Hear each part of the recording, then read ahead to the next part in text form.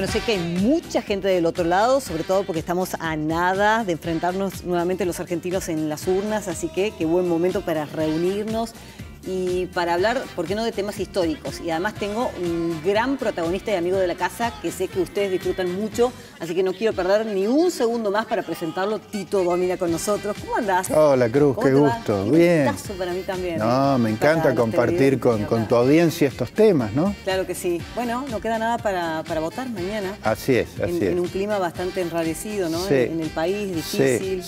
Sí. Esperemos que la gente concurra. Es importante que se vote porque es el ejercicio de un derecho ciudadano elemental. Entonces, por más bronca, por más enojada que esté, vaya y vote. La mayoría plantea, no, pero hay una desconexión espantosa de los políticos para con la sociedad. Bueno, es posible, ¿no? Hay desesperanza, hay desazón, la crisis económica también que nos atraviesa a todos, pero en definitiva, si no vamos y ejercemos nuestro derecho después... Exactamente. Algo así. Tampoco hay demasiada vuelta, ¿no? Tal cual. Vamos a hablar de uno de los personajes de la historia reciente también, ¿no? Porque es fundador del Estado moderno, como lo conocemos en definitiva, ¿no? Estoy hablando del general Roca, odiado y querido, demonizado y aclamado. Hay una grieta, hablando de grieta, tremenda en relación a él. Sí. Y como vos bien dices, un personaje central en ese momento histórico donde se sentaron las bases de la Argentina moderna. Recordemos, estamos hablando de quién fue 2 veces presidente de la Nación. Exacto. Entre 1880 y 1886 la primera y el segundo mandato 1898-1904. ¿El que más usó el sillón de Rivadavia? ¿De todos los que pasaron? De esa época sí, porque él hizo 2 periodos, porque la Constitución impedía la reelección inmediata, de 6 años, como duraba la Constitución en ese tiempo. O sea, de ese momento sí fue 2 veces presidente. 12 años entonces. Pero de un momento histórico muy importante, porque él era el líder de la llamada generación del 80, esa élite que fue la que puso a la Argentina en el rumbo de la modernidad.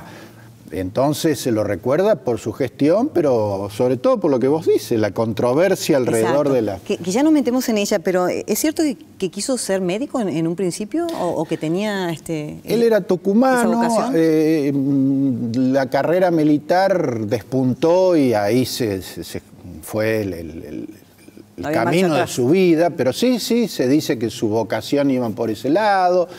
Tuvo mucho que ver, seguramente después lo tocaremos, con Córdoba. Estaba casado con una cordobesa, Clara Funes, hermana de Elisa Funes, casada a su vez con Miguel Juárez Celman, gobernador y presidente de Córdoba. Yo suelo decir, y mucha gente de tu audiencia debe conocer la estancia La Paz. Claro. Es un hermoso lugar, un paraje cordobés entre Ascochinga y Jesús María, y ahí pasaba largas temporadas con los Funes, con sus hijos. ¿Era su propiedad o de la propiedad de los Funes? Sí, y la hereda, porque queda en viuda y entonces la propiedad pasa a ser de él. Bien, entonces siguió pasando largas temporadas en un lugar que es hermoso, ¿no? Se le adjudican un montón de cosas, ¿no? A Roca, la educación universal, la moneda nacional. Claro.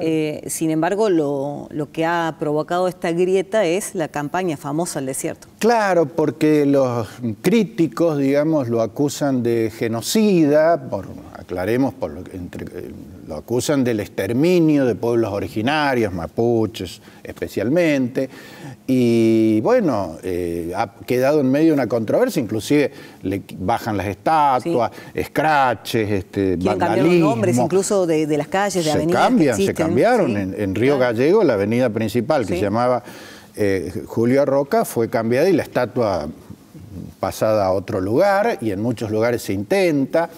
Bueno, yo creo que es una controversia anacrónica, Cruz, porque cada personaje, sobre todo estos que han ocupado la centralidad de su tiempo histórico, deben ser analizados y evaluados en ese clima de época, con los valores culturales vigentes, porque si no uno comete el error de poner en foco a esta gente con paradigmas de otra época, por ejemplo del presente, porque hay muchas cosas de ese pasado que hoy se ven críticamente de modo correcto, pero en esa época era distinto, entonces hay que ponerlo en ese contexto, ¿no? ¿Nos vamos a ese tiempo? ¿Cómo no?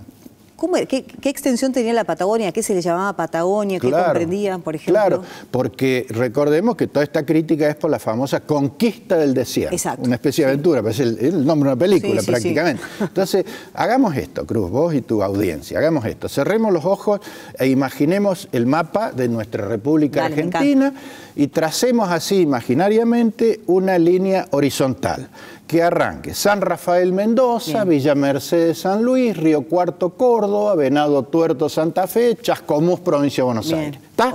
Una media horizontal que divide el mapa en dos. Sí, claro. Todo lo que estaba al sur, estamos en 1878, todo lo que estaba al sur era el llamado desierto.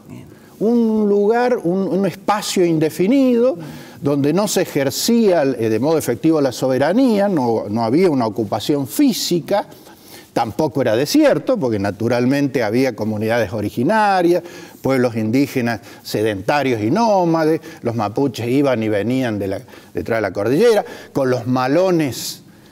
Estos pueblos llegaban a la provincia de Buenos Aires, que la provincia de Buenos Aires era un pedacito de la enorme provincia que es hoy, porque el llamado desierto empezaba ahí nomás, a unas cuadras de la ciudad de Buenos Aires. Así que había que hacer la ocupación física de ese territorio que, si bien en los papeles era nuestro, no estaba ejercida ese dominio fáctico.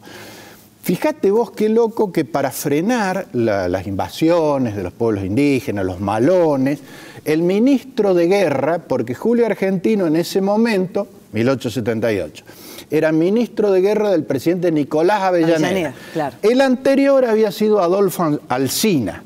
Entonces, para enfrentar este tema de la frontera caliente con los pueblos indígenas, cavó una zanja, la famosa zanja de Alsina, que iba a tener la misma extensión de esta línea que dijimos. De hecho, se extendió casi 400 kilómetros. Muy loco, una zanja de 3 metros por 2 metros. Para frenar los malones, sobre todo para que no se llevaran el ganado, porque ellos a caballo podían pasar igual. En vez del muro de trama hacia arriba, esto era una especie de fosa. La famosa zanja de Alsina, cualquiera lo puede googlear y se va a encontrar con algo que no se sabe demasiado. Entonces Roca dijo, no. Nombrado, después de la muerte de Alsina, ministro de guerra de Avellaneda. Entonces, ¿qué hace Roca? Dice, no, acá hay que ir por todo. Entonces organiza una expedición militar, oficialmente, naturalmente, y encabeza la llamada Conquista del Desierto, que fue una campaña. 6.000 hombres, armados con lo más moderno, los fusiles Remington, 1.000 indios amigos, porque también había internas entre los indios, entre los pueblos indígenas, y allá fueron. Arrancó en octubre más o menos del 78 y el 25 de mayo de 1879 hizo el pabellón nacional en la isla de Choel. Él se vuelve a Buenos Aires a ocuparse de su campaña política, porque en 1880 es electo presidente de la nación y los oficiales siguieron adelante. Estaba como Massa, ¿no? Haciendo parangones un poco. Siguió adelante haciendo, digamos, la ocupación física.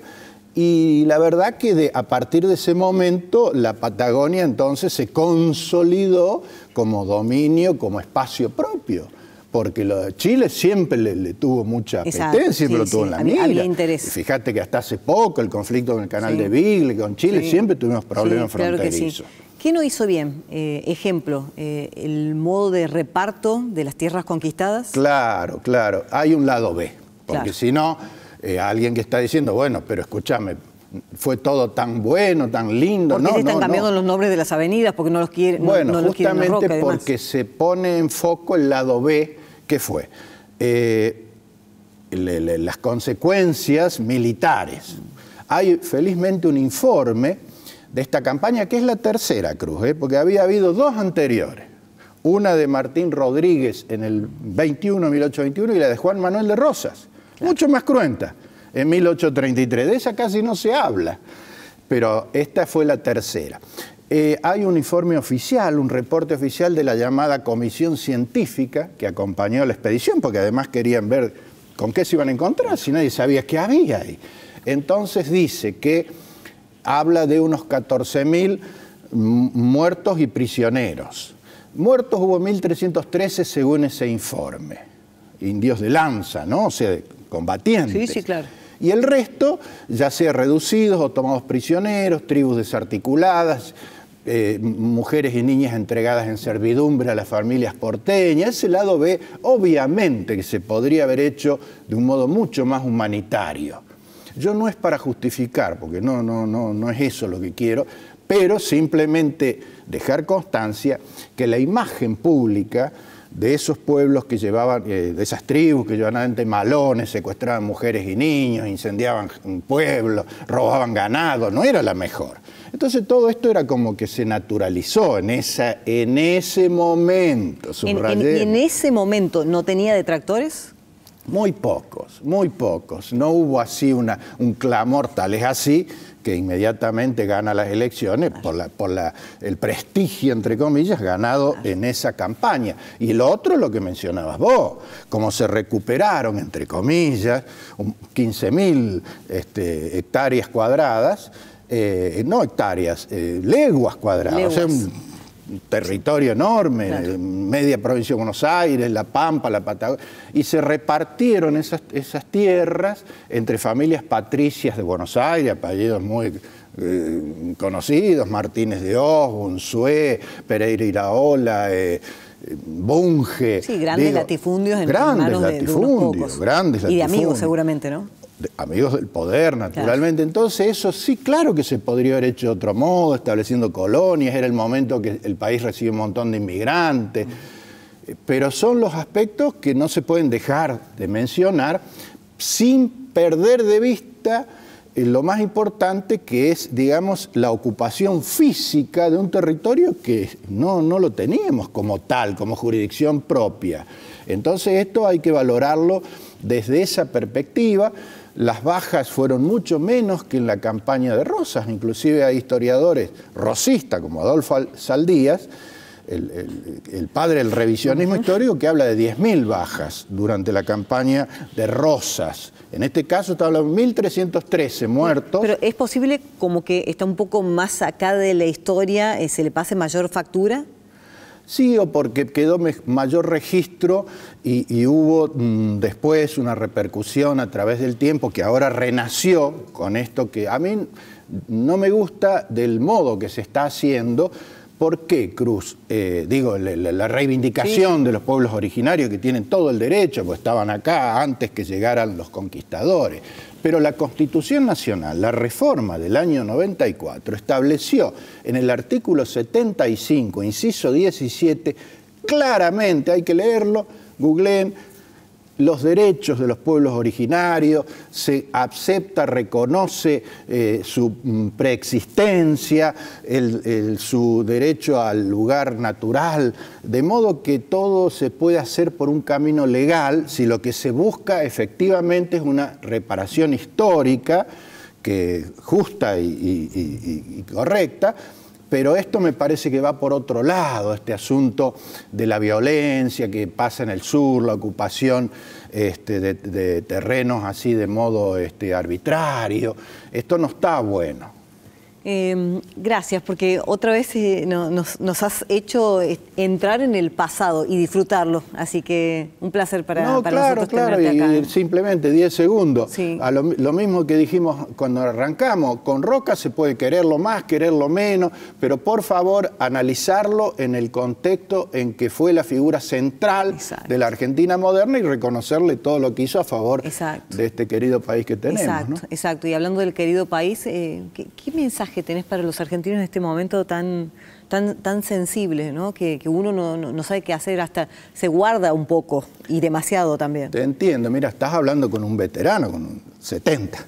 Entonces, impecable. Uno ha visto, Cruz, muchas Argentinas, muchas cosas feas y buenas, malas y buenas.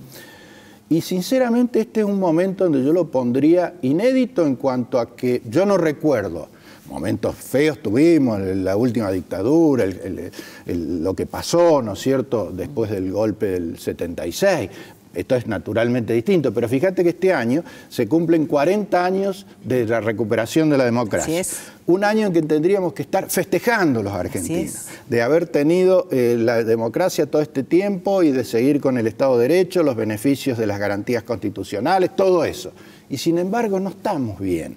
yo veo que la gente está, voy a decir una vulgaridad, caliente, está enojada, con la dirigencia en su conjunto, no estoy hablando de política, porque además no se podría, pero digo, está enojada con sus representantes. Viste que la Constitución dice, artículo 1, la Nación Argentina adopta para su gobierno la forma republicana, representativa y federal. Sí. Representativa porque no podemos ir todos a tomar las decisiones, sí, como claro. Se hacía en Grecia, en Atenas, en el foro. Sí. Tenemos que elegir representantes que gobiernen en nuestro nombre a partir del mandato ciudadano.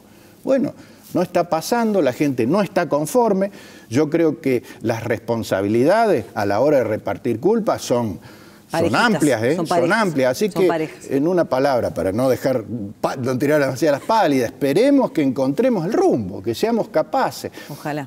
¿Me dejás un cumplido? Decime. Y está muy bueno lo que ustedes hacen, no conmigo, porque soy un ave de paso, por favor, pero muy bueno revisar el pasado, compartirlo. ¿Por qué? Porque conocer el pasado debiera permitir no volver a cometer los mismos errores. Yo suelo decir que si los argentinos fuéramos a un campeonato de tropezar una y mil veces con la misma piedra, pero con la misma, no nos gana nadie. No, sí. Entonces va siendo hora que tomemos cuenta del pasado, de los errores, para no volver a cometerlo y hacer de este país lo que fue y lo que soñaron estos grandes padres de la patria en su tiempo. Gracias. No, gracias a vos. Gracias.